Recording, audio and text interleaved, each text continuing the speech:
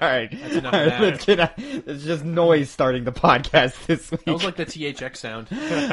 What's poppin', players? Welcome back to the Two Penny Gamescast, episode 76.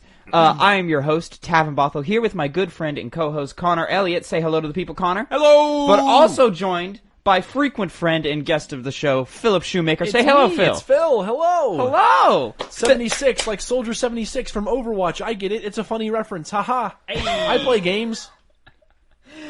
All right. So, ladies and gentlemen, if you didn't know, this show comes to you every week, Monday, 8 a.m. Central, youtube.com/2pennygamescast, and mainstream podcast services of your choice, Spotify, SoundCloud, Google Podcasts, Apple Podcasts. We're out here. Usually, it's me and Connor coming together, giving you the new news in the video game industry that you need to know. We usually come to you with two topics, two pennies, if you will, and give you our 2 cents on them. However, it's the holidays.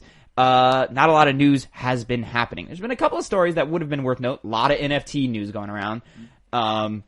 It's the future. It's something. But you know what NFT stands for? No fucking time. But since it's the end of the year, this is the first episode going up in the new year, we thought we would go ahead and look back at the last 2021 and give you our top 10 games of the year. Me and Connor did this last year, had a good old time. Phil is joining us this year to give us his own top 10. So welcome, Phil. Hello! Yeah, you were last on our, you were in our top 10 video games of all time episode. Was your first appearance, I believe, outside of some After the Hype stuff when it used to be attached to the podcast. And then our Game Awards predictions episode. The predictions episode. I won. I did not. I was in second. Yeah. We'll take that. Anyways, so Silver medal. This week, yeah, we're just going to do our top 10 games of the year. Now, quick reminder of how we do lists over here at Two Penny Games is it's going to be your normal 10. We rank them. They're all personal, not 100% objective, but just how we favored each individual one. Yada yada yada. If let's say It Takes Two, Game of the Year 2021, as opposed by the Keeleys. It Takes Two shows up at my number 5 or whatever, but it's Connor's number 10. We will both nerd out and go in depth as to why we like It Takes Two. I will say It Takes Two is on my list, and then when we eventually get to the number 5 spot, I'll be like, yeah, 5 is just It Takes Two. We already talked about it. Let's move on. However, if It Takes Two was in my top 3, which I can already tell you it's not. If It Takes Two is in my top 3, I'm going to be silent and I'm going to let Connor talk about it. And then when it comes time for those top 3, that's when I'm going to blow my load on the hypothetical top 3 It Takes Two. This might be a spoiler, but I had it in my head. Have you played It Takes Two? Because I know me and Tavin played it. No, okay. I have not played it. I wanted to play it with my girlfriend, but I never got the chance to. Now, it's also worth noting Connor and Phil are sharing a mic this episode, so there might be some irregularities as to how well the mic picks them up and so forth. So well, we all know Connor's a regular, so it's okay. That's true. So, gentlemen, are we ready? I think we're ready. I think I'm ready. We each have our lists. It's all a good time. I'm going to start with our guest here. Sir Philip, take your good long sip of water right there, my friend. And then go ahead and kick us off. What is your number 10 game of the year? Tavin, I'm confident that this is not on either of y'all's lists. My number 10 Yeah? is Pokemon Unite. No, it's not. I hadn't even heard of this. Okay, go ahead. It's the Pokemon MOBA. A PokemobA, if you will.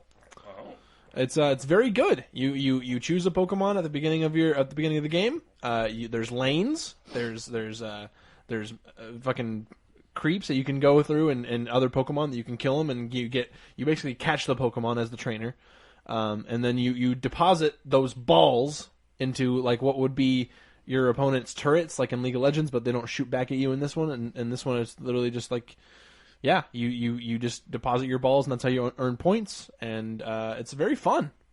It's a very fun game. Lovely. I haven't played in a little bit, but I've been playing other games. Then you had issues with it though, where you're like, it's a total wash. every game you either lose by a huge... my main issue is that the games aren't ever really close. It's really you can really tell if you're going to win or lose within maybe like the first 5-6 minutes, and the game only lasts like 10. Okay. Yeah. But like the last minute or 2 minutes, I can't really remember. It's been too long since I played. All the points are doubled. Yeah. So it's kind of like it's kind of like Family Feud, where like the first round doesn't even matter. Sure. You know? Yeah. All right, that makes sense. All right, solid. Fun game. Good little fun fill pick for the number 10 spot. When did that game come out? Because this is the first time I've heard of it. March-ish, yeah, March, April, something like that. Okay.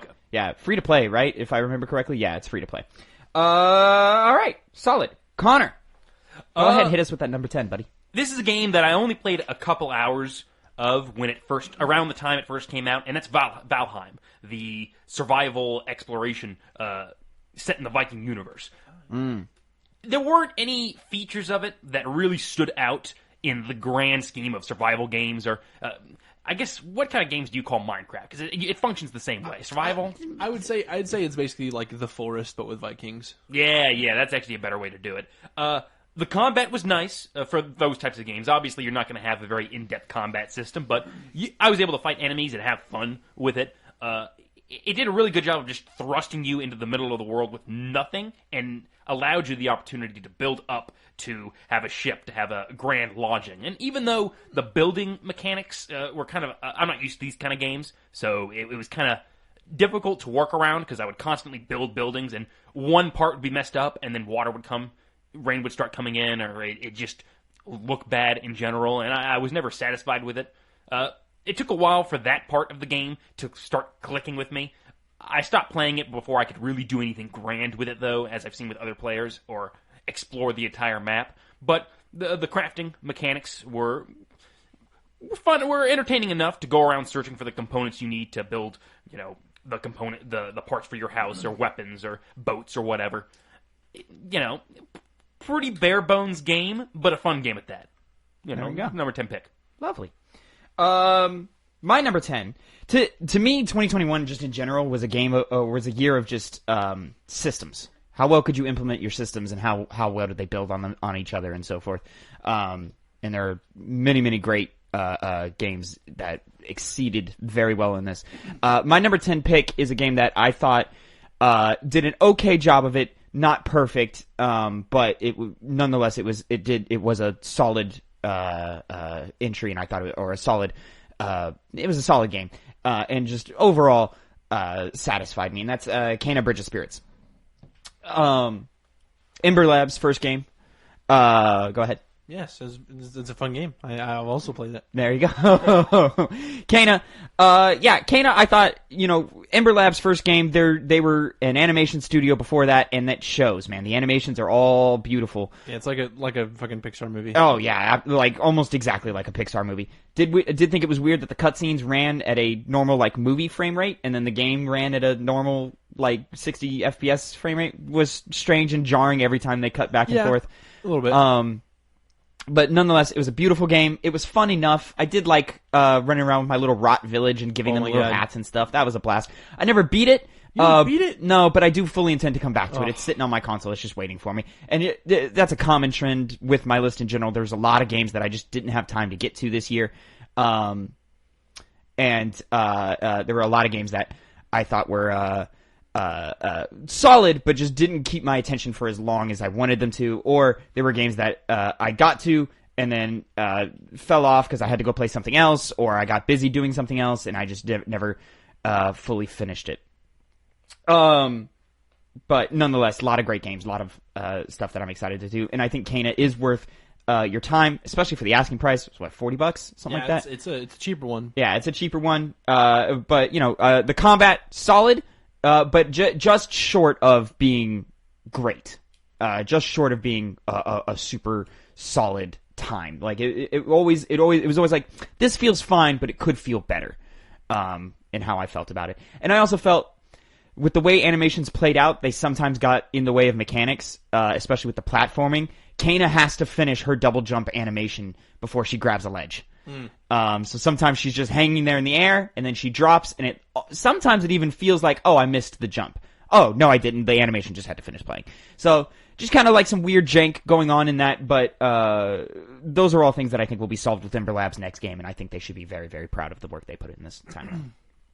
My number 9 is Kana. Well, there you go. Easy transition. Go ahead, talk to us about Kana, Phil. I mean, you pretty much you had a pretty good idea of it. How far into the game did you get?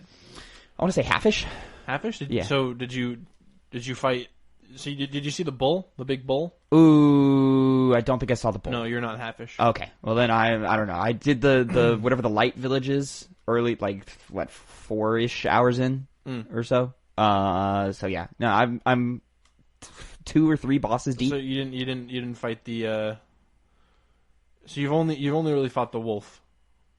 There was another one I fought because I'm like 2 or 3 bosses deep. Oh, okay. Yeah, but no, it's fun. Like the last boss is epic. It's Love very, it. very, very cool. I'm very excited to see that. And then the resolution is like, oh man, you were here the whole time. There you go. No more spoiler. Okay, there we go. Connor, Number 9 pick is Splitgate.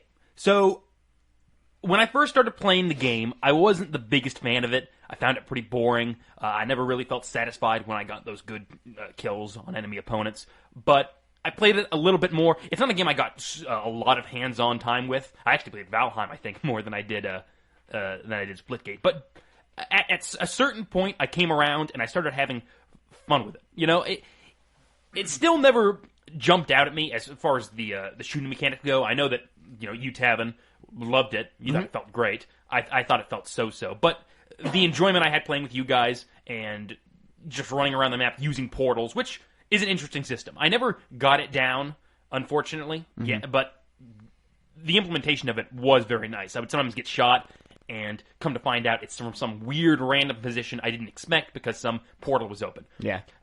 Didn't benefit me, but it definitely benefited other people, and I still thought it was cool. A good way to do change-up multiplayer. Obviously, there's no story to speak of. Graphics are nice, visually, it didn't really jump out at me. It seemed too much like a Halo clone in terms of that aspect. Yeah. But the gameplay still felt like it was its own thing, obviously taking inspiration from Halo. It's the first thing you would think of when picking up the game, but as you get into the systems... I mean, there are several weapons that are literally copy-paste from Halo. Yeah. So, it's free to play too, so it was an easy to jump in game. I don't even think it really took up much space on my PC either, so... I had fun with it when I played it. I don't know if I'll go back to it, because like I said, it's not something that really grabbed me. Do you guys have any interest in going back? We haven't touched Splitgate in a minute. Splitgate is also on my list, but it's a little higher up. Splitgate, I think, is a actually really, really good multiplayer game. I think it's, for the most part, pretty damn well balanced. And then but it leaves itself enough wiggle room to be its fun fiesta game modes or like have its twists on like oddball and different game modes as such. I think the shooting mechanics are fantastic. Almost like there are elements in the way it's designed that I think are actually better than Halo. I think its competitive mode is better than Halo. With its twist of like, we only have so many lives, or no, it was, the respawn timers increase the longer you play and so forth. It wasn't like, whereas Halo, it's literally just, it's more Halo, but, we're putting a competitive score now on it, so your performance matters a little more. Okay, cool, whatever. But like Splitgate, it was like, hey, we're gonna change it up, and we're gonna do things where communication is key. We're gonna do things where teamwork is key. You have to work together. You have to play together. You have to clutch it out and like make sure that you're doing better than that other team moment to moment and along the entire system. And then also just the elevator pitch of Halo with portals. Dude, that's an instant sell for me, man. It's insane. It works so well. It works way better than it should. I was a big fan of portals. Connor, you mentioned that you never really got the grip on it. Phil, I know you were on and off on the portals sometimes. I'd say more on than off. I would, especially during SWAT, like I would. Oh yeah. Hit up a portal. Oh and yeah. Fucking people running around corners. And like then, there was that. I think there was a Twitch clip of Fergus fucking getting like 10 kills in a row or more than that, just from that one map of them coming right through that same choke point over and over. Insanity. Yeah, Splitgate I think is where most arena shooters should live is in this moment where like you can build moments in Splitgate. There, like you just mentioned, there's a moment where our friend Fergus got like 12 kills in SWAT because they just kept coming down this thing. It was the funniest thing ever. There were a bunch of moments where it was like, yo, oh man, things were super tight, super tense. We was down to the last life. We were running around and we managed to pull out just in the end. And then it just the crazy insanity that is Splitgate. Just an absolute blast. The physics that you can build while using the portals. I was just thinking, I was like, man, you know what? Splitgate was kind of missing vehicles. But you know what? It honestly wasn't, with just how fast a single player can get around that map using the portals and so forth. And the way map knowledge is key to victory in that game. Splitgate is a great game. Splitgate, unfortunately, did not make my main list. Really? Yeah. I had to remove it for other games. That's nuts. I thought that was going to be one of the only games we all had. I thought so too. It's there. I'm surprised it made your list. It's not on my list. Yeah. Oh, okay. That sounds like an honorable mention to me. Yeah. Maybe. We'll get to honorable mentions right before we break our top threes. My number 9, It Takes Two. It Takes Two is a game that me and Connor played throughout the entire year. We played a little bit when it came out, played a little more a little later, and then we finished it off while we were in Florida this last month. It Takes Two. I get most of the hype that has come around It Takes Two. It Takes Two is a great co-op experience with a solid enough story and solid enough characters and solid enough gameplay. I think where It Takes Two really, really shines is its charm and its heart. You feel it in the game. Just from moment to moment in the gameplay, you feel the heart. And it's very clear that the game is super ambitious and wants to be more than it is. But I just felt there were specific levels and specific scenarios that I was like, this is some of the best co-op gameplay puzzle mechanic solving I've ever come across. And then there were other levels where I was like, man, so, you know, each player gets their gimmick for the level. I don't feel like my gimmick is as useful as Connor's gimmick. Or vice versa, you know, where I'm like, yeah, man, I kind of feel like I'm just kind of carrying this whole thing, and then or there's a moment where it's like, all right, Connor has to wait for me to do the thing so that he can finish it off, and, you know, it's just kind of pinning the tail on the donkey, and that's it. And so, you know, there was a lot for me holding It Takes Two back, but I think just overall its charm and its lovely art style and its overall fun it was willing to have and play around with different types of mechanics were a blast. Even though I didn't think those mechanics were able to build on each other from level to level because each level is a gimmick. You did complain about that throughout the entire game, where we just kind of take away what you had built up and do something new that you maybe not like. Yeah. You maybe didn't like. There were entire levels I don't remember because those mechanics didn't matter once we were done with those levels. So I was like, what's the point of that level then? Because it wasn't the best level. Take this chance to say that my number 8 pick is It Takes Two. Okay. To get that through. You know, as you said before, we definitely had to put it down a lot of times because we got bored of it. It got old, and we were like, we don't want to play this anymore. It happened every single time we picked it up. Definitely a better in short bursts. Yes. If we were able to if we were living together, if we were in a family-oriented space, or if we, you know, it was a girlfriend who spends pretty much every day with, you know, me anyways, or something like that, then it was like, oh, hey, level per night. Easy. Bam. We'll jump in, have a good time, jump out, and that good time is that good time. Be it in a week. Yeah, exactly. Maybe. But with us, it was like, okay, let's play it in 3-hour chunks. And 3 hours is about where it starts to overstay its welcome per session. Yeah. So, as someone who's never played It Takes Two, yeah, maybe the point of you not liking, or some people being better at certain levels is an allegory for relationships. Not everybody can be good at everything. Some people are better at things than others. Maybe that's why. Yeah, but that's bullshit. That's where if that were true, which it's not, that's where game mechanics starts getting in the way of actual enjoyment.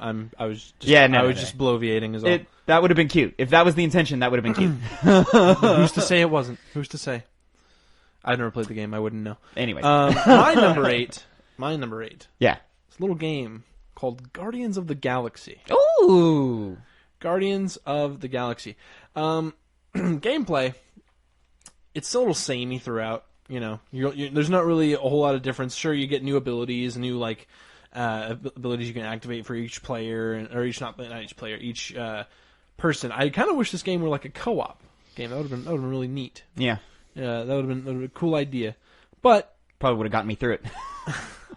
It's on this list purely because of the narrative. Like the story in this game is fantastic. I love all these characters. Sure, I'm that normie who only knows Guardians of the Galaxy from the MCU movies, right? But then when playing these games, like they feel close enough and also different enough to like make it an interesting story.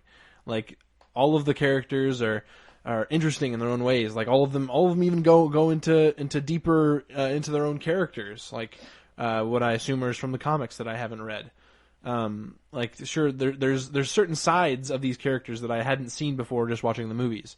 Like just Drax is ultimately has become one of my favorite characters, and he had one of the best moments in this game. And I don't really want to spoil it because it's so good, and how like he just has this moment where he's just on nowhere and he's just talking to Quill, and it's such a good moment. It made me tear up. It was really, really good moment. And there's so many of these moments between these characters that make me like them even more. And there's just, I don't know, just the game as a whole is just a fun ride. It's great. Well, I'm not going to speak for the next 2 times because my number 7 pick was Guardians of the Galaxy.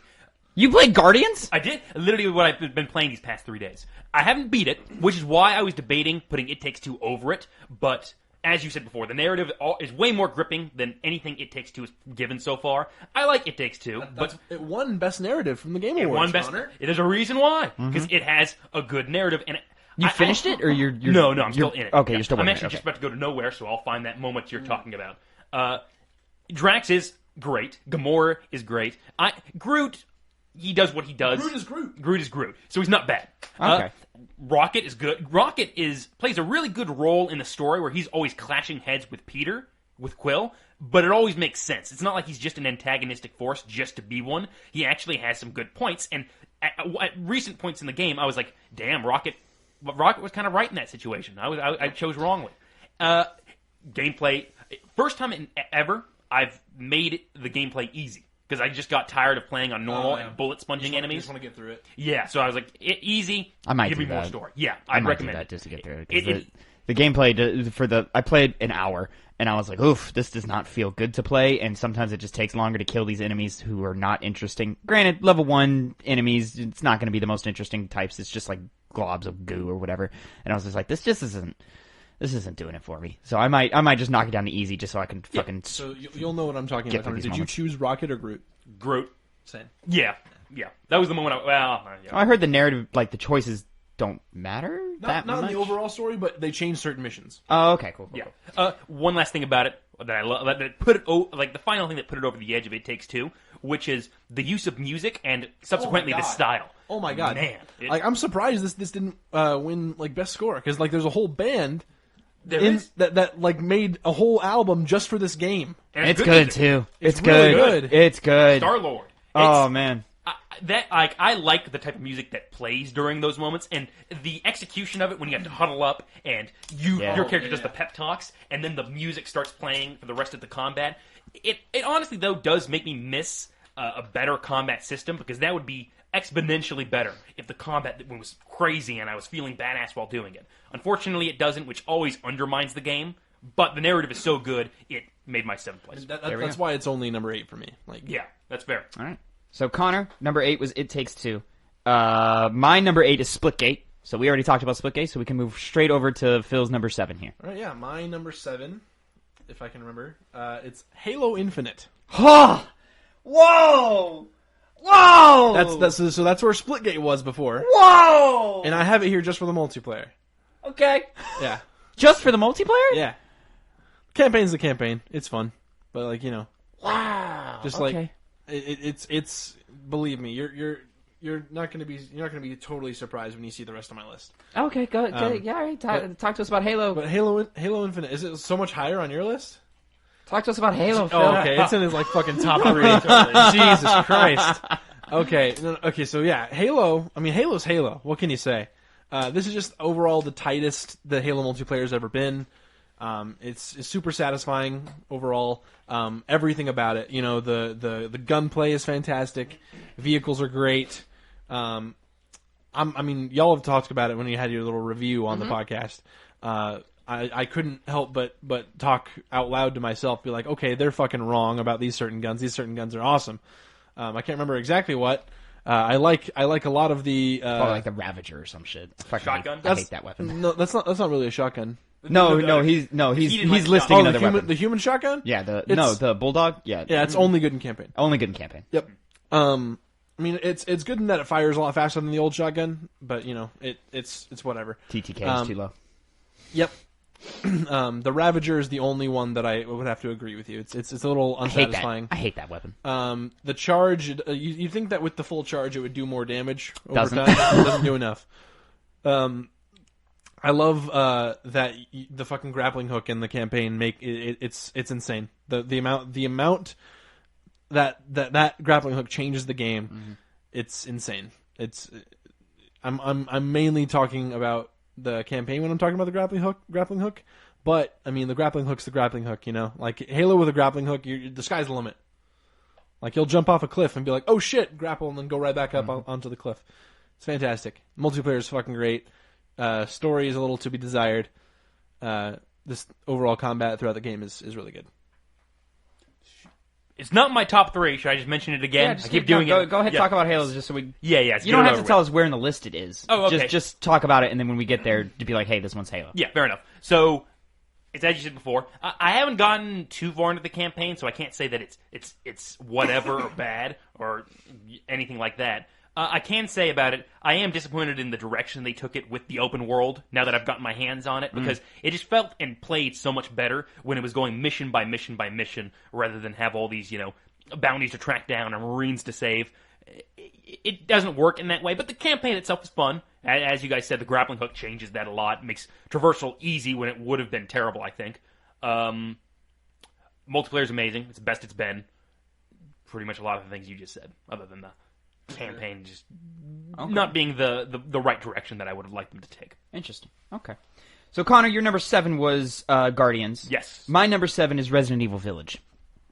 At this point, I'm a pretty big fan of Resident Evil.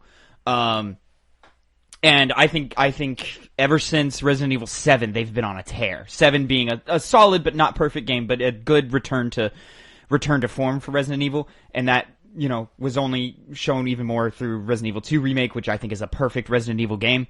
Resident Evil 3 being a fun little adventure romp, but kept some of those same elements that I love so much about Resident Evil 3. Village, it hits right in the middle of all of these games for me, where it's super solid in every little category, every little point you can mention, where the story solid enough to get you through to the end. The gameplay better than 7, maybe not as good as 2, depending on where you fall and stuff. The scares are definitely there. The horror is definitely there, but Baby House, not as much as I would have liked it to have been.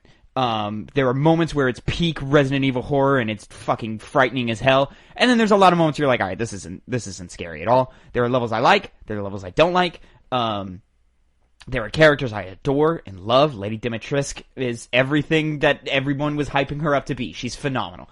And then the rest of the characters are there. Except for, I'll say it's solid everywhere. The dialogue is atrocious in this game. It's just every time Ethan Winters opens his mouth, I want to fucking punch him in the face, dude. Shut the fuck up.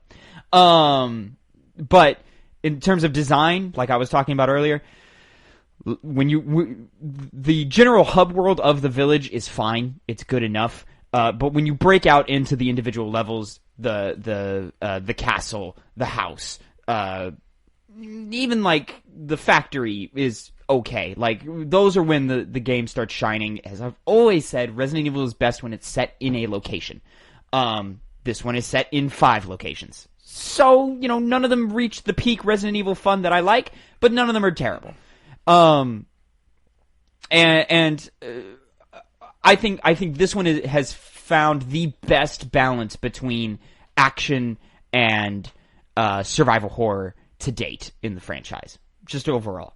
So yeah, Resident Evil Village, solid entry. Still excited for more Resident Evil. I don't know. I'm excited for more Resident Evil as a fan, but where they're taking things narratively, a Resident Evil 9, we'll have to wait and see. Yeah, I'm not a big fan of the direction it took. Now's a good time to mention it. It is on my list as well. I did like the other characters more than you did. Like, I liked Heisenberg. I know you hated Heisenberg. Couldn't understand him. I liked Keanu Reeves ripoff. Fucking what the fuck? Dante ripoff, you mean? I loved Lady Dimitrescu. She was great.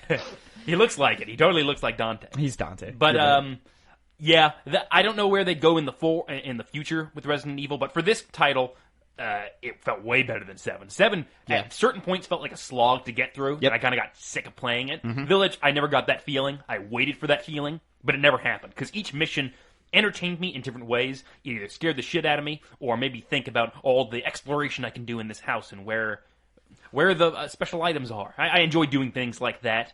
I think 7 has a better peak than Village, but Village consistently is right underneath that peak the entire way through.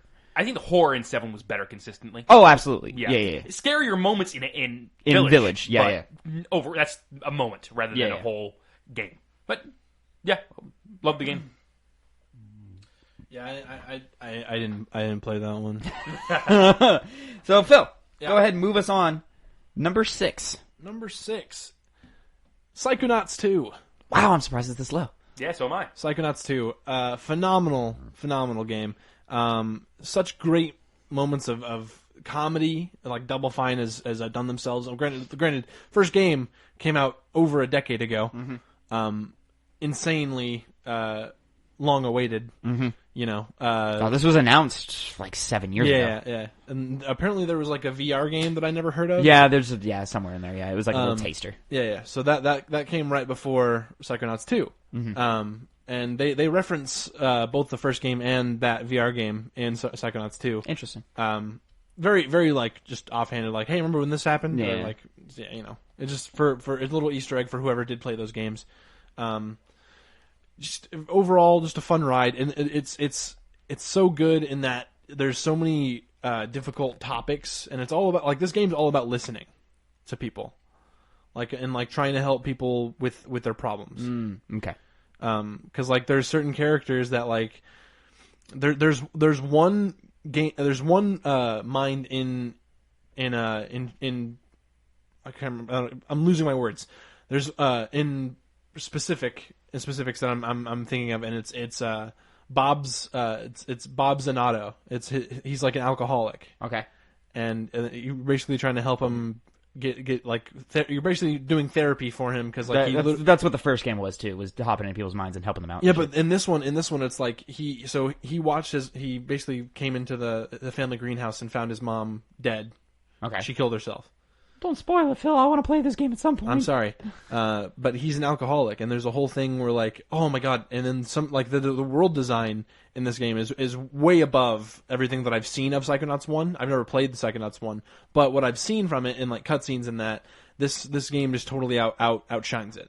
Like there's a whole level all about the 5 senses that's fucking insane. It's incredible. I've heard about this. No, yeah, this level's oh my god, my radar. Yeah. Beautiful. Like just and it basically goes like all of them. It's interesting to see different characters' perspectives on other characters.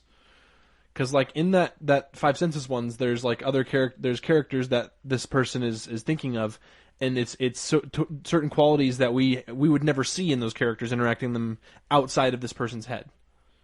Like interesting. It just goes to show like how somebody might know somebody completely differently than how you know them. You build a story in your head. Exactly. Yeah. And it just the feeling of being able to see somebody else's story about that person. God, I gotta play this game. It's incredible. God, I gotta play it's absolutely fantastic. None of these games on my list are bad. Like I would hope not. all of them. I mean, that's why some of these games that you're so shocked are lower than they are. Yeah. Every one is fantastic. Fantastic. God, I gotta play some Psychonauts too. Connor, number 6 position, correct? Yeah. I lost track because we're at 6. Ever since 10, we're at 6. I was having to piggyback off your guys' picks. But my number 6 place is Melty Blood Type Lumina, one of the 2 big fighting games that came out this year. Oh yeah, totally.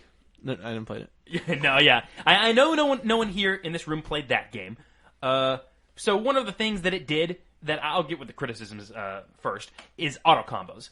I don't hate auto combos at all, but it definitely pushed other people away from the game because all you have to do is press the same button and you do a whole combo, which is it kind of flips off players that actually practice the game, who might actually learn how to do things without auto combos, which is how you get the better damage output. But it never bothered me, like I said, and I could easily play the game and win against people that just used auto combos. So beyond that, the game looks great. I really like the simplistic designs of the characters as opposed to like Arc System worked games where they have a lot of things going on with their character design. When you turn to Melty Blood, someone will have a white t-shirt on and blue jeans. Something simple like that, which I do very much enjoy. The maps themselves look great. The old Melty Blood maps are better than this new one. Still, this one was able to give some pretty nice looking maps. The soundtrack is great. A lot of the map themes that also associate with character themes are very good, and I can listen to them outside of the game just because they're pleasant in general. Melty Blood's always been known for their music in their games. It's a nice roster pick from the get-go, even though it does leave out some people due to story reasons related to the visual novel that it's based off of. But the combat's very satisfying. It moves very, very fast paced. It's got rollback netcode, so the connection, in my experience with the game, was very good. So I never had any issue finding players online that had good internet connections to actually put up a good fight.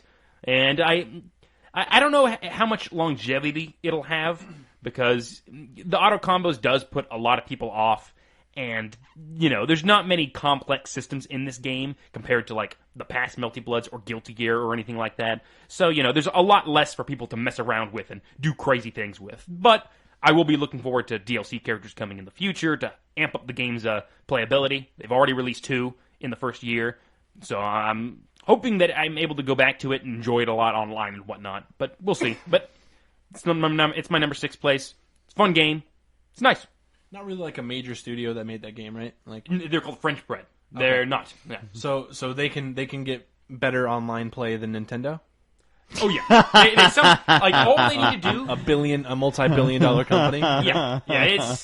It's amazing how well, it's not simple, but how easy it is for Nintendo to make good online connection. But they didn't. They didn't. Don't. That's his joke. That Nintendo online sucks, and this one did okay. Yeah. Is his point. My number 6 is actually a tricky one for me. So everybody put an asterisk next to number 6 here. Because I fully believe this game will, when I get around to playing more of it and beating it, I fully believe this game will rise. No one is. And this is a common trend in a lot of games, or even just my whole list. There's a lot of games that I know I'm gonna love, and I just didn't get to. Psychonauts 2, Loop Hero, The Forgotten City. I know I'm gonna love these games. It's just a matter of getting to them. My number 6 is Death's Door. Death's Door is phenomenal in its design, in its world building, in its characters coming across so charming and yet all so unique, and it's just a fascinating world that they've built. The combat solid enough. Like, this is like a classic like top-down Zelda game. And the combat is solid. The puzzles are great, and they checkpoint you. The way the checkpoints play out when you get into the more dungeon-esque levels are perfect. They're perfect. I want to play this game so bad. Dude, it's good. And the way I keep building in power, and the way that the different systems keep building on themselves, every time I get a new ability, I go, oh, this is exactly what I was missing. This is exactly what I needed. Like, this game, I feel, is going to be, like, when I play it, it's going to be like the next Hades. Like, that's how it's going to feel for me. Like as far as like how much I love it. Yeah. So far, I love Hades more, but we'll find out when we get there. But yeah, Death's Door is almost a moment of shame for me to in its placement in this list, just because I haven't given it its proper time. But I'm constantly itching to get back to it. I'm constantly wanting to continue explore and unravel its mysteries and see where this narrative is going, because I think I see where it's going. And if it just needs to hit a couple of beats to be one of the more impactful stories that I've played this year. In a year where I don't think narrative was a big focus, but in a game that nailed exactly what it was trying to be mechanically, and that seems to be reaching for just great narrative beats. I'm so excited to get to the end of this game. So far, I've just had zero complaints. When I saw you playing it back when we were in Florida, looks great. Yeah. It looks like it plays very And fun. oh my god, the music is so good. The music is good as well. Oh, it's so good. Just so like I downloaded it on my PS5, and when we were about to start Hype this past week, I was just listening to the music is hovering over like the icon game. on the homepage. It was so good. good. That's So all that good. I've heard of it, and it was really, really good. Oh man, and even like the first big boss fight in the game, it happens, and you get to the end of it, and then the tone switches in a way I wasn't expecting, and I was like, oh wait, okay, this is like, it's almost like, I don't even know how to. This comparison only makes sense if you've played it, but it's almost like how you felt defeating a Colossus in Shadow of the Colossus, where it's just like, oh, okay. Oh, that's not. These are not the emotions I was expecting to feel doing this. That's fascinating. So I'm very, very excited to see how this continues. Very cool. Philip, Number 5. number 5, good sir. Number 5 is of course Ratchet and Clank Rift Apart. Wow. Okay. That's Tavin's top 3, I bet. No, Ratchet's coming very soon. Ratchet and Clank Rift Apart. Just a phenomenal game. I feel like I've said that about all of them, but it's so true. I feel like there couldn't have been a better introduction to the PS5 console.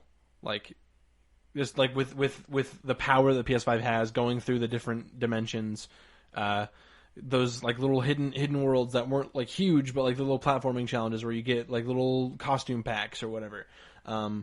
The story of just the introduction of Rivet and Kit, just like a whole other universe where there's another Lombax and another little droid that like grow to become a team, and like, it's just so good, and like the interactions that they have. So like it's Rift Apart. So Ratchet and Clank get split up. You got Clanks with Rivet, and then Ratchet eventually teams Which up with shouldn't Kit. work. It shouldn't work, but it does. It shouldn't work, but it does. It does.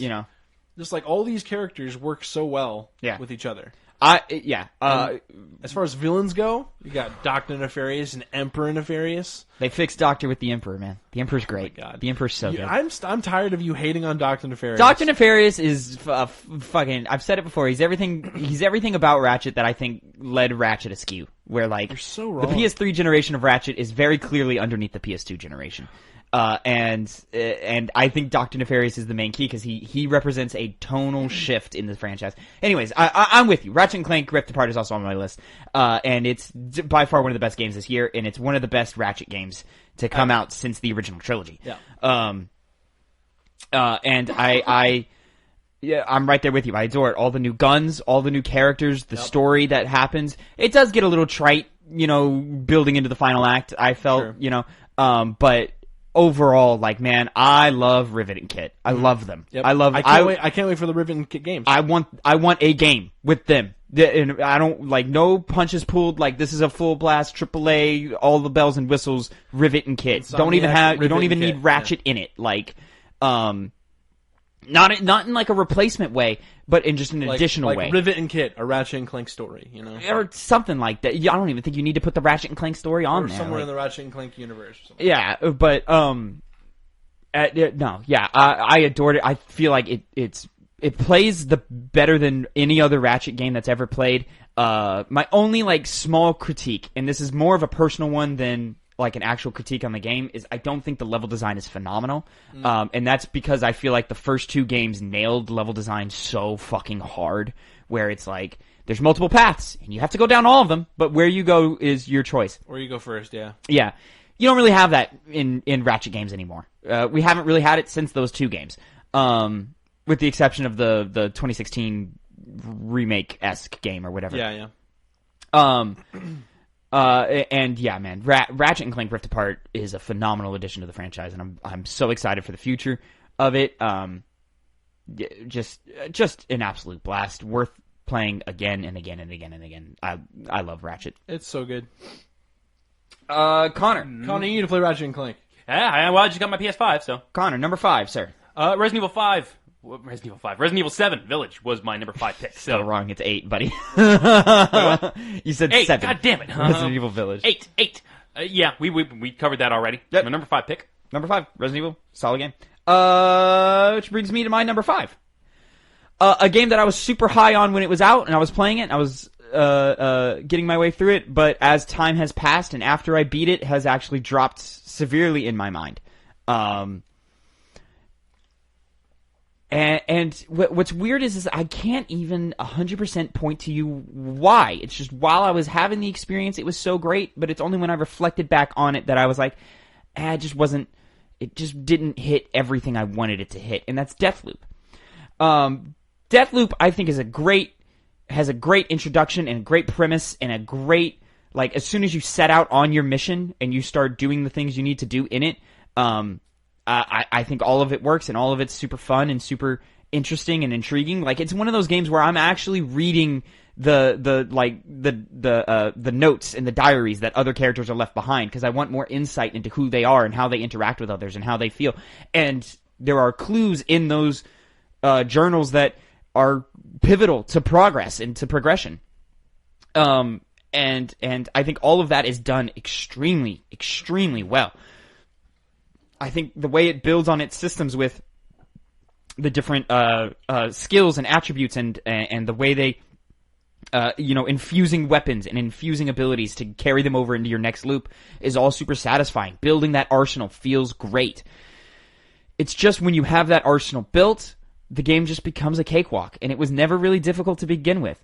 It's an action game with one enemy type. It's a puzzle with one solution. And you really, after reflection and after some time, you really do realize how linear that game actually is, which I think kind of holds it back. And in a game that should so very easily be one of the most replayable games ever made, I feel no need to ever pick it up ever again. However, I did enjoy the multiplayer PvP mode for what it was. I thought it was really fun and to be able to strategize. Playing as Juliana and hunting down a cult and being like, okay, I'm in this level at this time. The player is here for one of three reasons. So let me check this path. No, he's not there. Oh, let me check this path. Oh, there he is. Fuck, he got me. Okay. I get booted out. Let me try again. I just wish it worked a little better. Heavily laggy.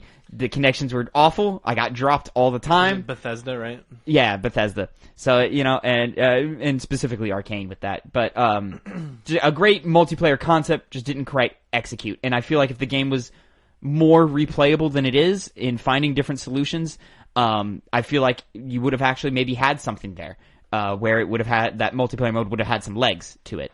But,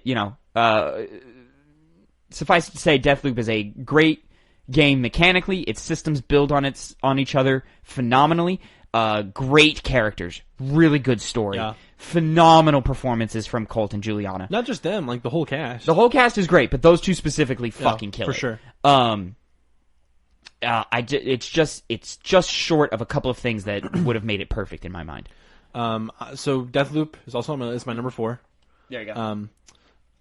I've cooled off on a little bit, but not as much as you have. I still am able to like think back to my like how I was feeling during playing the game. Yeah. And that still keeps it where it is for me. Like there's bits of it that I was like, oh man, I just fucking threw that guy off a fucking cliff. Yeah. And then like jumped to him and then shot him in the face with a shotgun and then jumped back. Like Jesus, that was fucking amazing.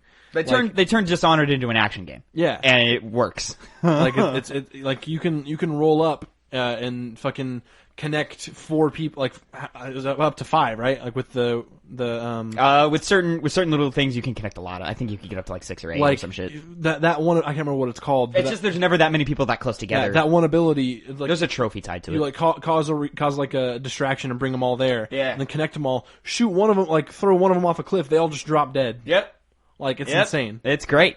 It's so cool. It's really good. Or you can even like throw one like up in the air and have them die from fall damage. Yeah. It's one of those games that definitely has the moment of, can I do this? Fuck yes, I can. Yeah. Hell yes. And it's so satisfying every time you actually pull it off. Mm-hmm. It's like it's totally a sandbox.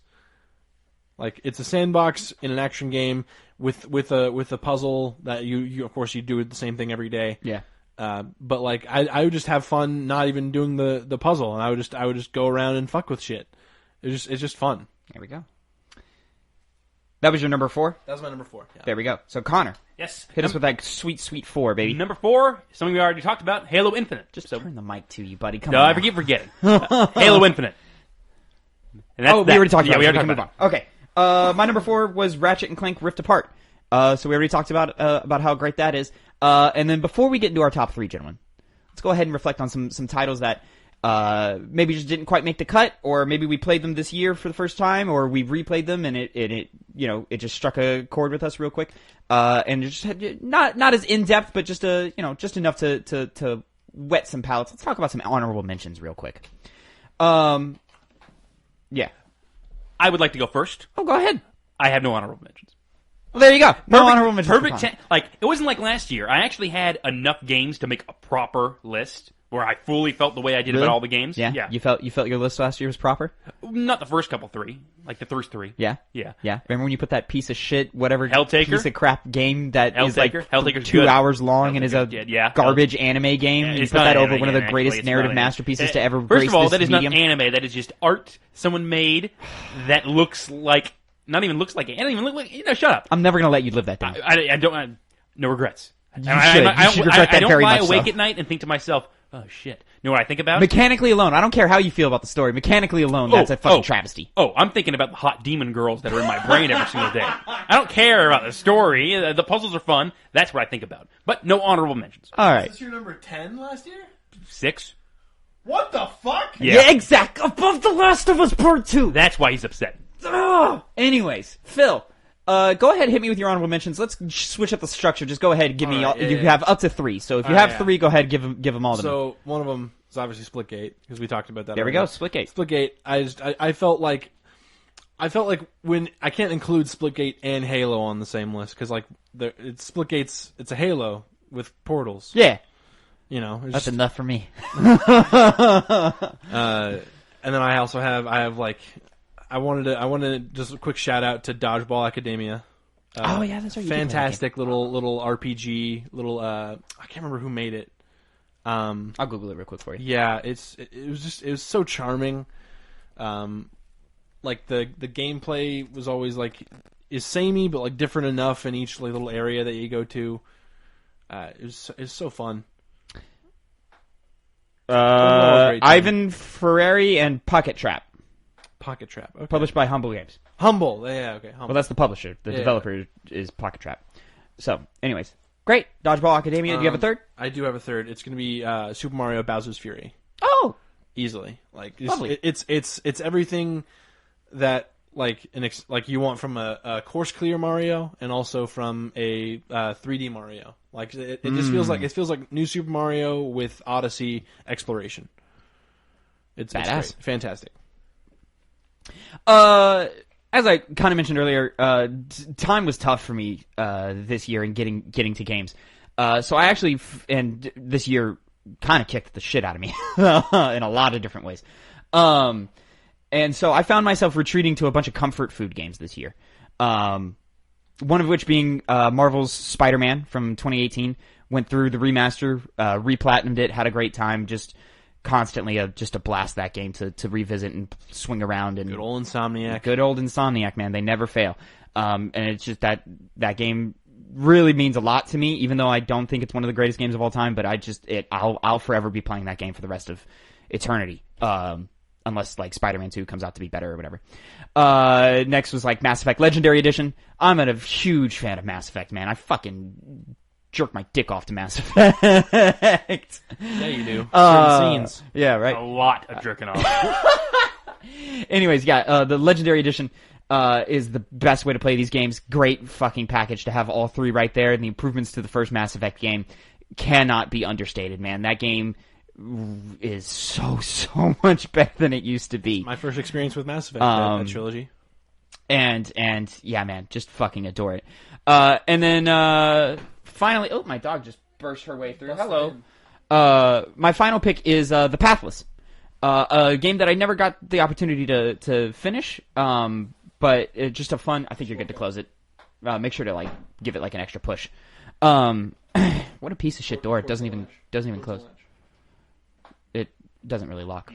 Anyways, The Pathless is a game that came out late last year, launched with the PS5.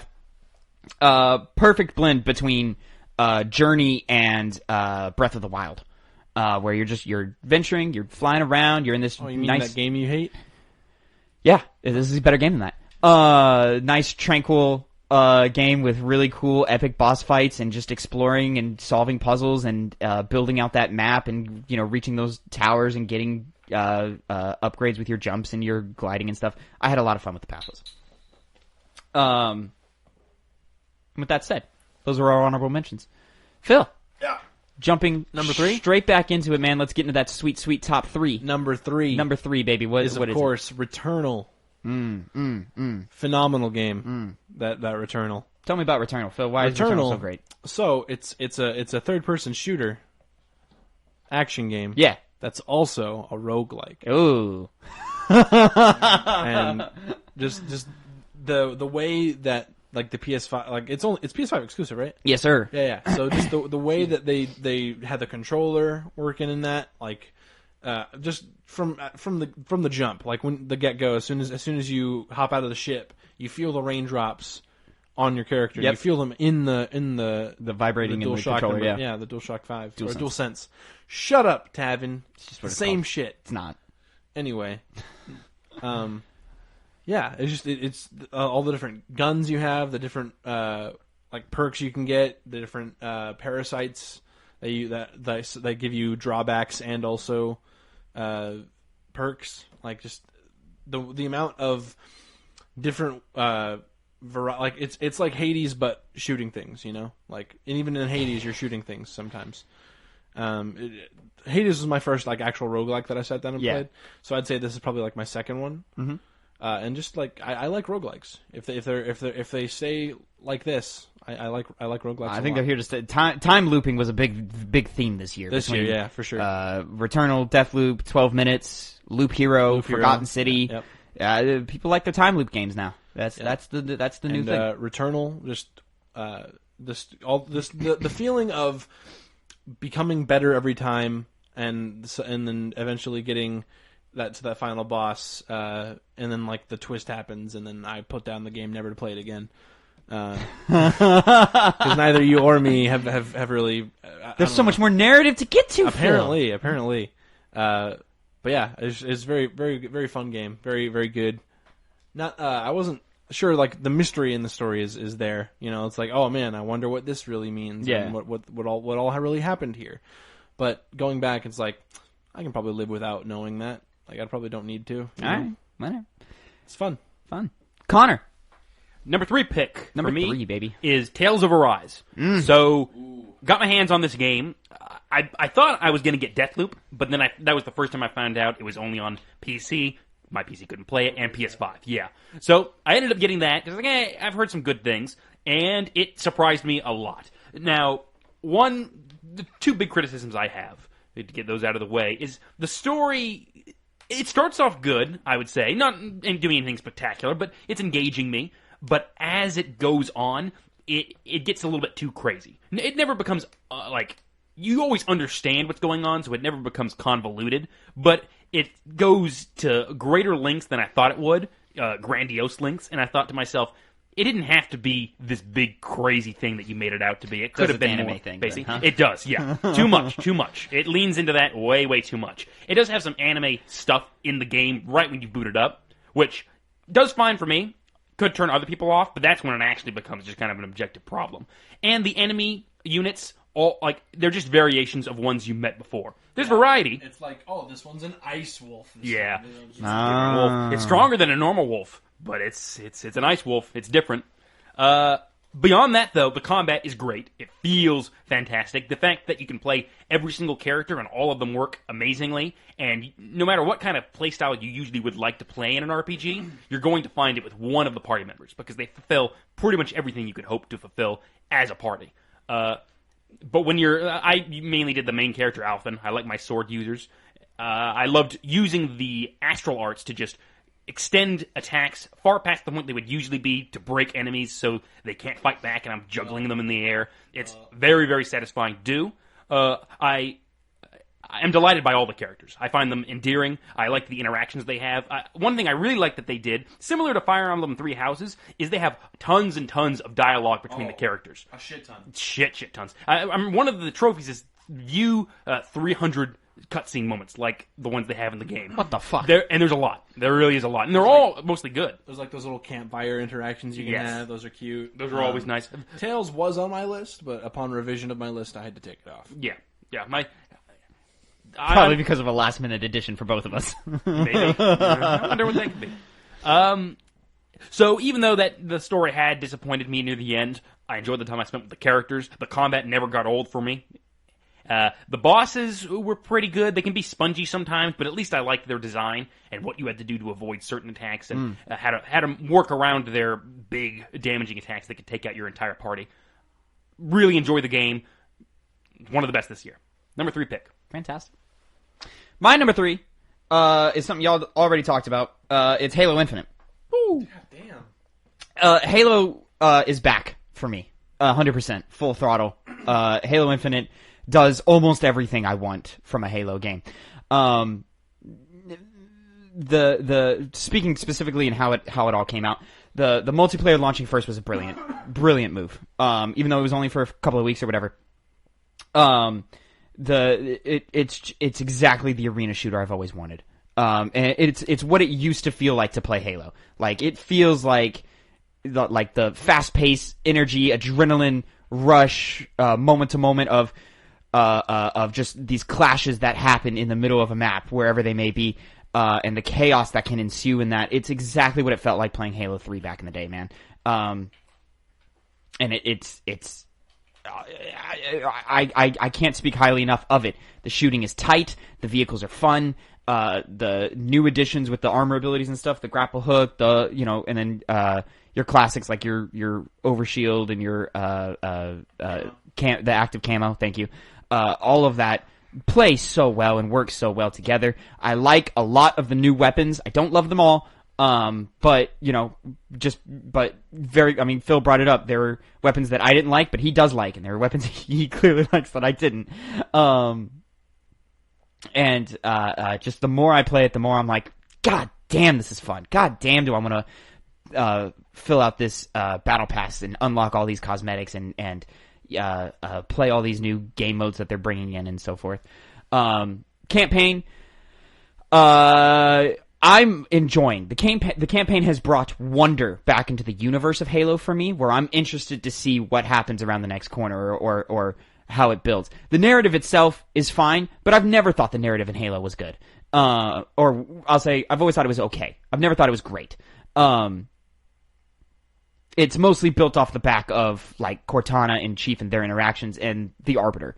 Other than that, like, yeah, okay, Covenant the bad guys, there's Flood hanging around, whatever. But just the wonder of exploring the world is what's always made. Tavin, there are no Covenant and there is no Flood. Flood, right? It's the Banished. It's the Banished. But the wonder of exploring the world of Halo is what's great to me, and I think that is where the open world does work for me. It's so harkens back to that second level in the first game where you're like, fuck, man, this is huge, and you know it felt massive, and it felt like I was exploring an alien world. Did you guys play Halo Wars 2? No. I played 1. Played Halo Wars 1? Yeah. So Halo Wars 2 is where the Banished are introduced. Yeah, I'm aware of that. Yeah. Because whenever I don't care about the Banished. It's just another the blank, the Flood, the Covenant, the Banished, the fuck you, Prometheans. It's always the same shit. No, I'm just kidding. No, the character of Atriox in Halo Wars 2 is really, really neat. Is that where he dies? In Halo Wars 2? Yeah. No. So they do just kill this guy off screen? Off screen, yeah. Oh, okay. It's really fucking lame. Yeah. It's really fucking lame. Because they set him up so perfectly with that intro cutscene, and I'm like, oh man, I'm excited. Yep. And then surprise, goes nowhere. Escharum. And then it goes nowhere. I'm like, okay, cool, whatever. But no, yeah, the exploring the open world is actually a treat for me. Yes, it is repetitive. Yes, it's not as well mechanically built out as Far Cry games are. Like some parts of it just seem so empty.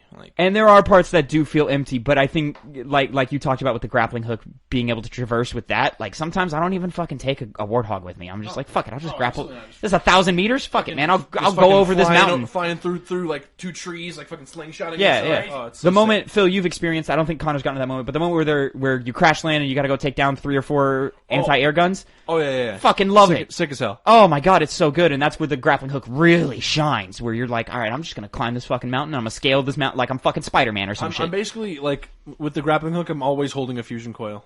Oh, 100%. Oh, dude, and the feelings you get moment to moment of throw that shit. Of, fuck, my clip's empty. Grab a fusion, throw it at the enemy, reload, grab a weapon off the ground. Now I have that dude's sword. Now I'm so slashing motherfuckers up. Oh, it feels so like good Master Chief. It's like, oh, dude, my shield. Halo Infinite really makes you feel like the Master Chief. Oh, cool, my shield's down. Let me grapple over to cover. All of that. It just, the way that builds and the kinetic energy of all that, man, it really is mechanically Halo at its peak, man. Really, congratulations to 343 for fucking finally nailing it. I liked Halo 4 a lot.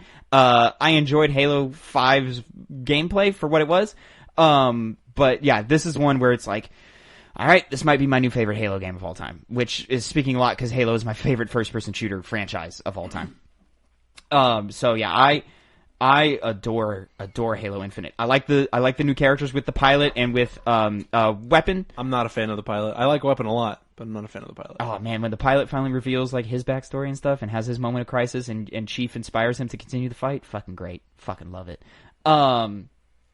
And I do like Weapon a lot, but I am feeling what you're saying with the narrative where I'm like, all right, we're stagnating here in the middle. We're getting stagnant. I would like us to figure out what we're doing here. Ironically, it happens in that go disable the AA guns bit that they showed off 2 years ago at the Xbox whatever when we started the show. Not 2 years ago, I guess a year and a half ago or whatever. But you know, I love Halo, guys. I love Halo. It's great. It's a really good game. In a year where Halo had stiff competition with Splitgate, man, and Splitgate still held its own in my mind, but there's a reason Halo is Halo, man. It came back in a big way. I'm looking forward to playing more of it. I wonder how they're going to build on the game. Obviously, they have the Battle Pass, but just to see how much that'll carry it. Give me a Battle Royale mode, please. I want it so bad. Oh, I want it so bad. Phil. Yeah, number 2? Number 2, baby. Right, so, Tavin, you know what these last 2 games are going to be. But you don't know what order they are. Well, there's... Oh, you know. I'm interested. I think I know. I'm like 95% certain. Number 2. Yeah. It's probably the same as Metroid Dread. No! Number 2 you're fucking... is Metroid Dread. Okay. Metroid Dread. Talk to us about Metroid, baby. Metroid, it's fucking Metroid, dude. Yeah, bro. So I had only really played Metroid Fusions, which just so happens to be the one that comes right before Metroid Dread. Mm-hmm. And it's so good. Just like the exploration throughout the entire, like all of the different fucking parts of it. Did you finish the game? No. Fuck you, Tavin. Nah, I'm touched in a minute. Oh my god. Just like running through. I have currently on my Switch I have 2 playthroughs. One of them where I just went through and hard beat the boss.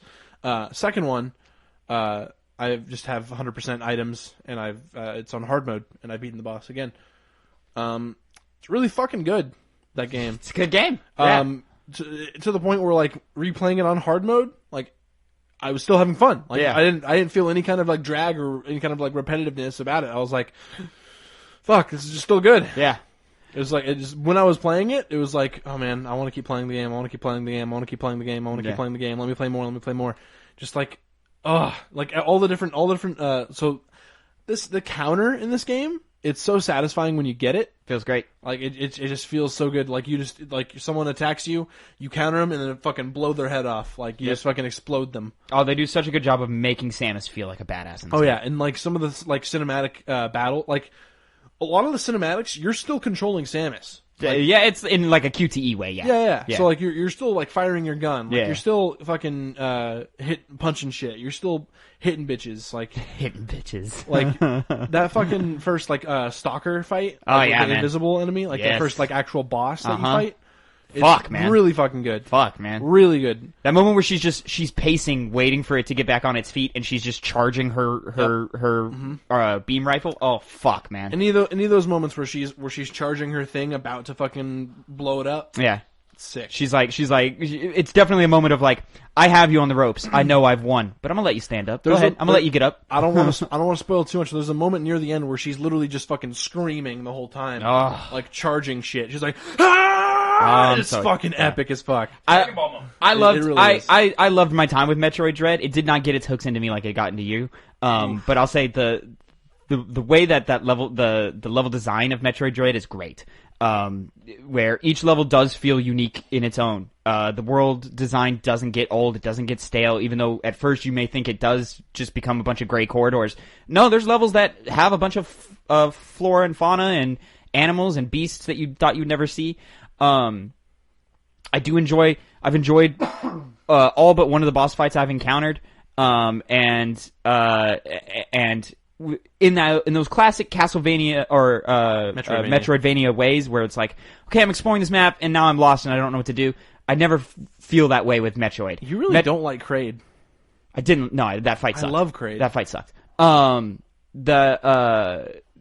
when you're running around in Metroidvanias, there's always a moment for me where I'm like, I'm lost and I have no idea. And I'll look at the map and I'll be like, I feel like I've explored everything and I feel like I'm just going in circles. Metroid Dread here doesn't have that. There's always a moment of, fuck, okay, wait, where do I go next? And I look at the map and I go, okay, I think there's something back there that I've left okay, let me go check that. Okay, yeah, this is it. Or, oh, this isn't it, but I did get an extra power because now I have this ability. Okay, let me check this second or third area. Okay, now I'm making progression. Whereas like where I played Axiom Verge for like 10 hours and then got lost and I was like, I don't know where to go. I'm shooting random walls every wall, and I just don't know where to go. You know what I want now? I want these same people that made Metroid Dread to make a Castlevania game. Okay. Weird. Why? Because those are two very different companies. I'm just saying. I think it'd be cool because like I've never actually really played a Castlevania game. Yeah. And I really want. Go play Symphony of the Night. But I want like the same like partial 3D, partial 2D. Oh no, I like a 2D pixel art style way more than really? This. Yeah, I've never liked it. The 2.5, the 2.5 shit I've never liked. It works best here, but I don't like 2.5 shit. It's just it feels cheap. I love it. The pixel art style always works for me. Yeah, Phil, go play Axiom Verge, go play Castlevania Symphony of the Night. But yeah, honestly, the biggest deterrent for me with Metroid Dread and why I never really finished it and why it never kept me on is the dread things, the things that you dread. Oh, the Emmys? The Emmys, man, they just feel like roadblocks in a way that I don't find fun, man. It's just fuck. Okay, I died again. Let me the roadblock. Let me bang my head against this wall until I finally get through all the way, and then I'm like, all right, cool. That wasn't worth. And then the feeling of killing one isn't as satisfying, I think, as it should be. It is satisfying, but it's not enough of a push to motivate me to keep going. And being a newcomer to Metroid, this is the story just holds no water for me. Just me personally, and I don't think it's not even really supposed to be a point of Metroid to care about the story. I mean, it's there if you want it, but it really is that exploring and having fun and combat and all of that and the boss fights that bring it up to its next level. Also, don't like the UI in this game, but that's a side note. Oh, really? Nah, I think the map is. I would not have designed the map that way. That's classic Metroid. Connor. Yes, number 2 pick. buddy. My number 2 pick for 2021 is Guilty Gear Strive, putting a fighting game up there. Yeah. What? Saw that one coming. Yeah. Guilty Gear is known for having some really cool mechanics. What is your number 1? What is it? What is it? It's I do know it. Never mind. Yeah. It's got Burst, which allows you to get opponents off you if you have it available to you. It's got Roman Cancels, which are a great way to make this a standout fighting game series. It always has been. Roman candles? Like Roman candles. Roman candles, Roman cancels. There's multiple different versions. There's different ways to... effectively, the point of them is you're able to make certain moves that might have whiffed the opponent and opened you up to attack to just not matter because you recover effectively to block, or maybe even, depending on the move, go into another move to keep up the pressure. It's a good way to extend your combos. Really makes things great. The online for Guilty Gear Strive is fantastic. Never had any problems whatsoever. Arc Systems Works kind of proves themselves to be the best at making online nowadays due to rollback netcode implementation. One big criticism I had when I first started playing the game is, unlike other fighting games where I'm easily identifying characters I'd like to play, with this one, I never really got that way. Not that they all feel the same, so effectively making my decisions lessen because I don't like how they play anyway. Really, it's just they play so different, and none of the play styles, until I eventually settled on Potemkin, really grabbed me until a little while into the game. But besides that, it looks beautiful. One of the best looking fighting games that's ever been released. The maps could use some work, but that's not really a big deal. Well, it is, but not enough to make me look at the game in an unsavory light. It's not too big of a problem. I can't get to that goddamn 9th level.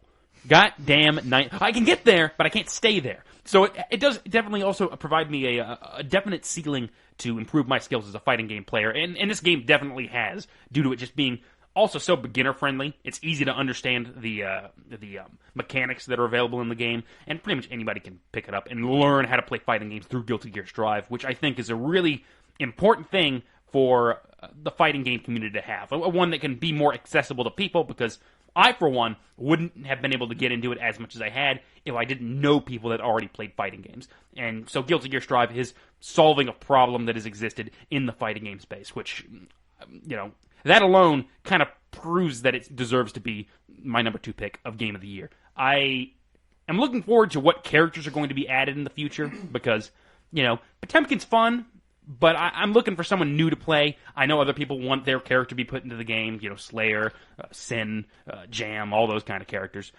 So we'll see, similar to Multi-Blood type Lumina, what the longevity of that game is going to look like going forward. But it's a great game, my number 2 pick. There's a girl that hits people with dolphins in that game. Totsukagi! Everyone hates that character. My number 2. Great pick, Connor. Thank you. Good for you. My number 2, a game that I'm glad I get to talk about first. It's also the first time I've been able to talk about it on this podcast. And I'm assuming this is Phil's number 1, so it's going to be a big old chunk.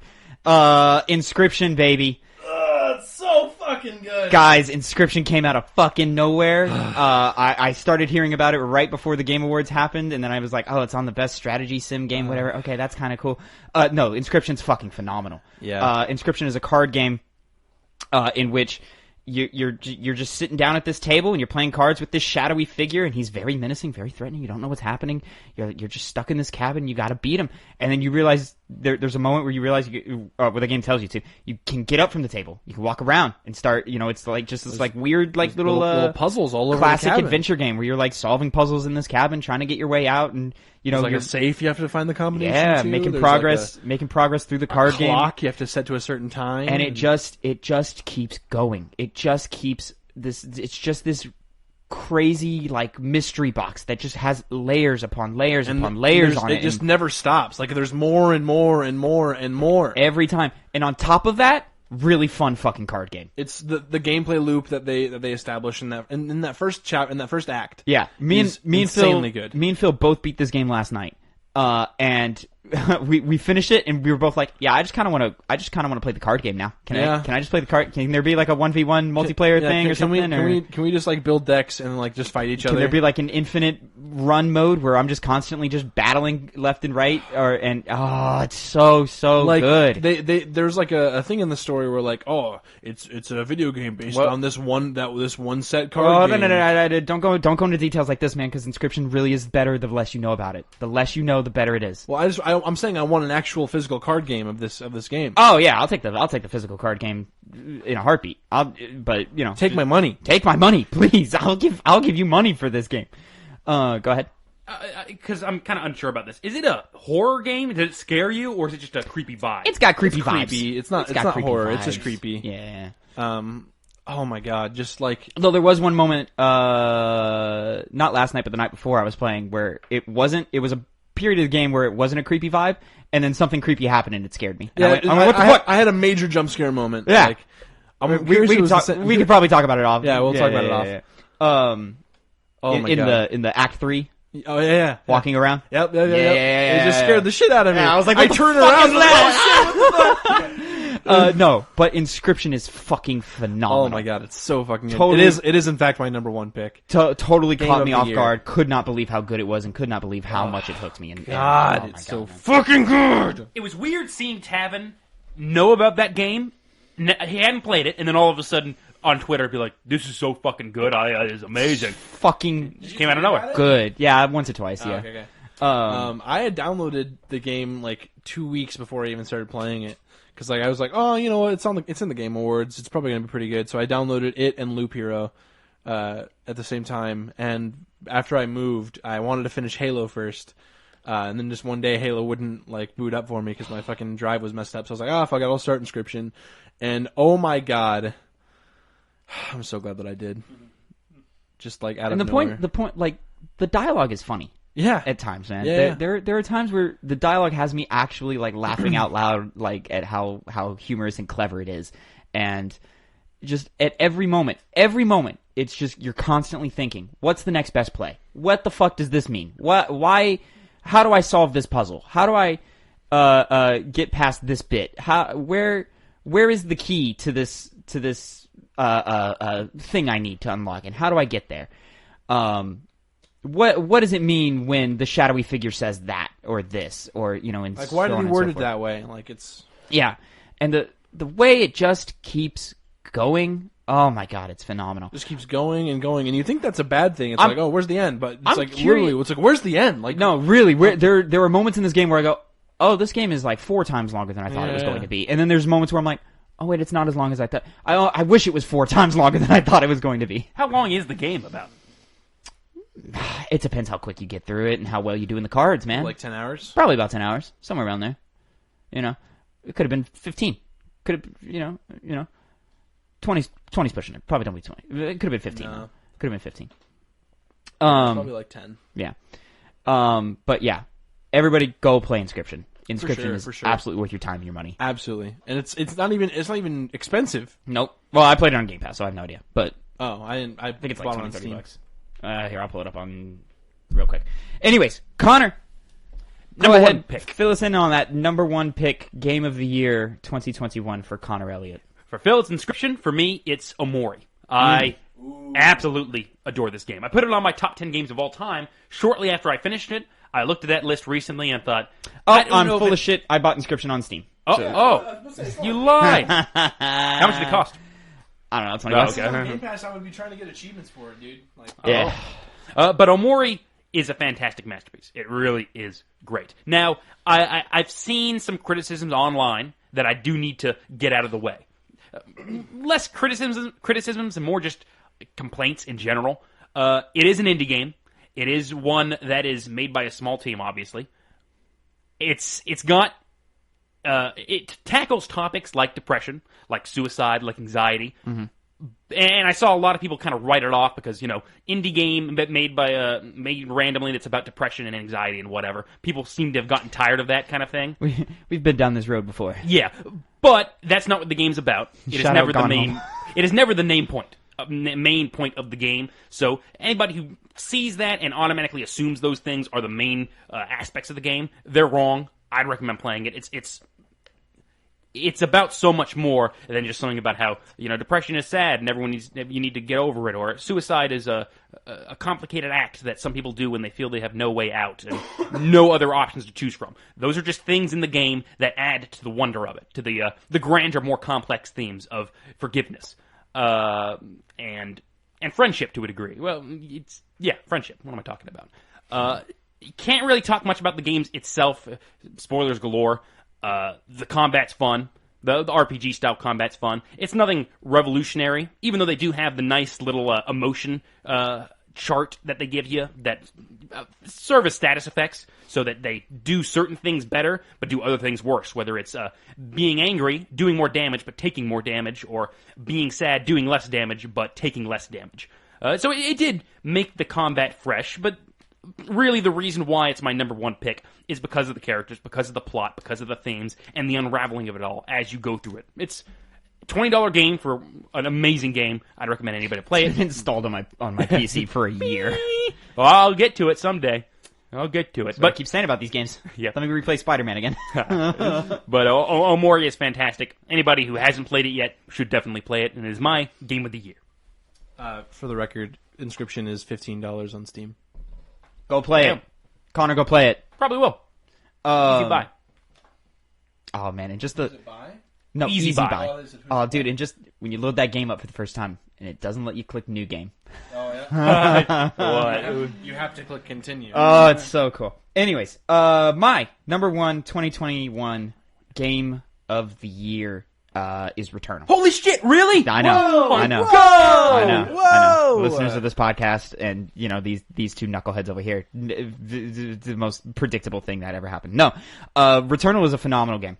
It is quintessential game mechanic build. Like, if you wanna figure out how to build systems and how to build systems on top of those systems and get them to interact with each other properly, go fucking look at Housemarque and what they've been doing for years. This is their best game by far. It's their first AAA game. And now that they're in Sony's wheelhouse permanently, oh my god, I'm so fucking excited for the future of Returnal, man. And with the success that they've seen with it, I'm ecstatic for the future of this studio. Returnal is just this game where you're stuck on this planet, you don't know where you are, you're constantly just re-loop. It's just another loop, roguelike game where you're looping, you're running out, getting killed, coming back. You have a little more knowledge. You know what you're supposed to do. And almost every time you die, it never feels cheap. Or most of the time, it never feels cheap. It always feels like, oh, fuck, I fucked that up. I should have dodged there, or I should have waited to use this ability at this moment. I should have, done a melee attack and stunned them at this moment so that I could get some extra damage and yada, yada, yada, et cetera, et cetera, et cetera. And it just continues to build that way and grow. And the mystery that has prevailed as you're exploring this world, I find super fascinating, even though it does get lost in its details because they do play with time and when you are given pieces of information. But just in that, there are mysteries within that like, there's a moment where, like, you think you make it to the end. And this is the moment where Phil was like, yeah, I did it, and I uninstalled the game. And I was like, no, dude, there's another half of this narrative that hasn't been explored yet, and I haven't even been able to get to yet because it's a hard game. It is extremely difficult. Yeah. I always thought the people talking about how difficult it was, I always thought it was a little hyperbolic until you hit that twist moment. And that twist moment, it turns it up to 11. And then it gets fuck you hard. But yeah, everyone who was turned off in the beginning levels, sure, I guess, yeah. If you take dying super personally, yeah, I guess it's hard. But just fucking phenomenal the way that the weapons build onto your weapon integrity, and then pickups and ether and the purple rot shit that causes malfunctions, and how sometimes you actually want to malfunction because that makes another thing stronger. Did I tell you that the run that I beat, like, the third boss on is the same run that I, like, completed the game? Yeah, I did the same thing. Yeah. Where, like, as soon as I got past boss number 2, I made it to that moment. And fuck. And every time you go into that house and it cuts to it, basically just turns into PT. And oh my god, yeah. Oh my fucking god, the fucking astronaut's terrifying, dude. Oh, it's so good, and it like it's under your skin. You just like you've got goosebumps on your arms, and every time you see something, and it just adds just a little piece of lore, a little piece of story, a little piece of character. You sometimes. Like, did I just see that, dude? And when you're the no spoilers, but when you're the kid, oh yeah, fuck man, that blew my mind. Yep. Oh god, I cannot speak highly enough on Returnal, and it's a game that it's never going to leave my console. I'm never going to get rid of this game because it's just, I pick it up and I play it, and it takes, Connor, how long did it take before I was like, fuck man, I love this? When we played it in Florida, like 10 minutes? Yeah, you played it and you couldn't tear yourself away from it. You didn't want to. We had somewhere to be, and I was like, okay, hold on, let me finish this run. Yeah, this run won't take long, and then I hit a thing, and I was like, ooh, Connor, this run's going to take longer than I thought. And finally, they put in a pause mode. And they've updated to where you can leave the game alone and come back later. Well, which, honestly... pause mode was already there if you were playing offline. No, well, you couldn't, like, close the game. Because it would reset your run. Oh. They've enabled it to where you can close the game, or you can update your game, and you can walk away from the game and play something else and then come back and start your run and pick up your run where you left off, which I don't think works very well because you're going to forget the intricacies of your build. What you were doing. So yeah, but no, Returnal, everybody go fucking play it. Connor, go fucking play it. Play Inscription first. Be an easier day and play. I don't care which one you play first. Just go play these games. But yeah, fuck, I love Returnal. Anyways, that's it.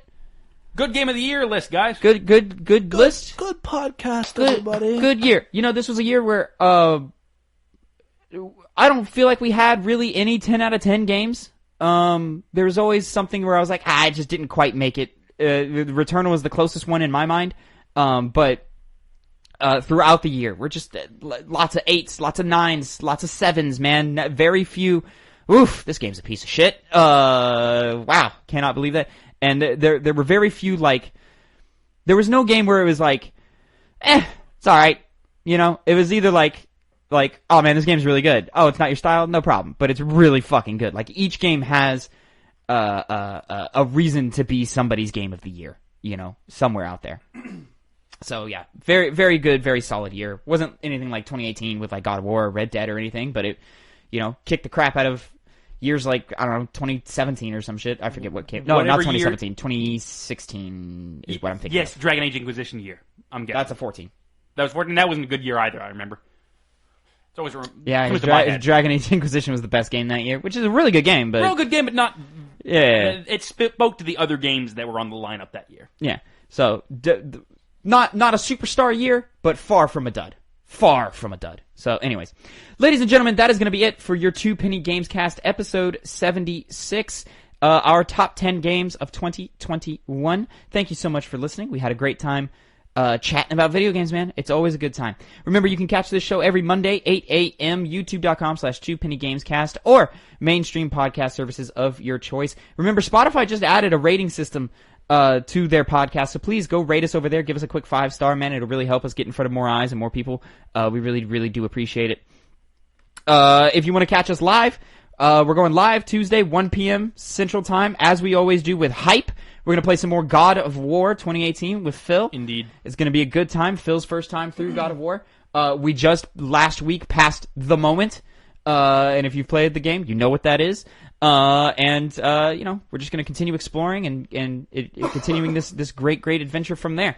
And then until next time, guys, thank you so much for listening. Catch you next week. Have a great week. Phil, Connor, say goodbye to the people. Goodbye.